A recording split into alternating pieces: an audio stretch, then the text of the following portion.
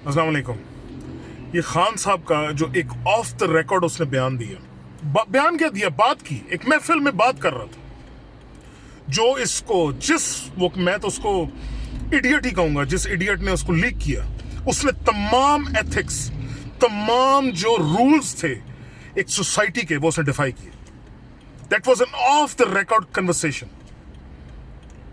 मुझे अगर ये कोई बताना ये चाह रहा है, ये जो पटवारी बहुत शोर मचा रहे हैं, फुदक रहे हैं सुबह से मेंढक की तरह, मतलब इनके जो ये लीडर हैं, ये राना सनाल्ला हो गया, ये टके टके के जो इन्होंने अपने पास जमा किए हैं, इनकी अगर प्राइवेट कन्वर्सेशन निकल आए ना, तो कानों से हमारे खून और धुएं निकलने शुरू हो जाए।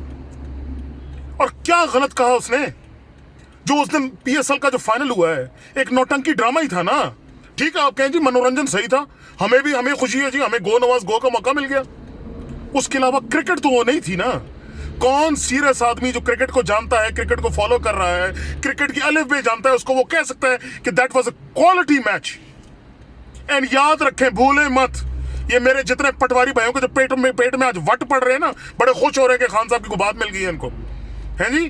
जरा ये बिल्कुल भी ना भूलिएगा कि इस वक्त अगर कोई बंदा भी इस पूरे पाकिस्तान में मुस्तनद अगर क्रिकेट पे कोई बात कर सकता है, ठीक है ना, जिसके पीछे कोई बैकग्राउंड है, तो वो इमरान खान है।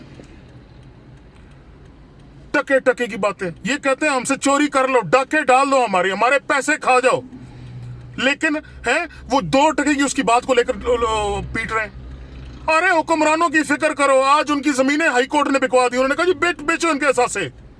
पैनामे में अरबों की खरबों की करप्शन के केस चल रहे हैं, वो छोड़ के जो है ना 2 टके के जुमले के पीछे लेकर पीट रहे हैं कल से। और खुदा का खौफ करो, गुलामी छोड़ो, बस करो, बस करो, कोई दुनिया को मुंह दिखाने काबिल बन जाओ। चले मुंह ना मत्था बात करने। हम कहते हैं लूट लो हमें, लेकिन हम अपनी नौटंकेबाजियां नहीं छोड़ेंगे।